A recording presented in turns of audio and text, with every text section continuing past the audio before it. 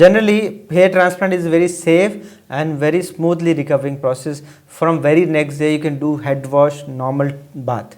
There is no special thing to be applied. Normal shampoo and normal water, head wash. Only I gave a headband to be worn for next 7 days, which is easily on top of it you can wear a normal cap and routinely you can do your normal job.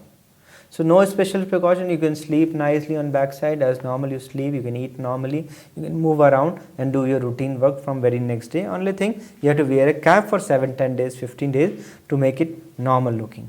Normally initial 10-15 days patient should have normal walking, no running or gymming. After 15 days he can start running. After 1 month he can start lower body exercises, and after 1.5 months upper body and neck exercises can be rescheduled or start.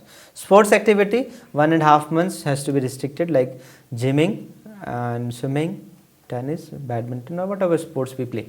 For 1.5 months has to be restricted.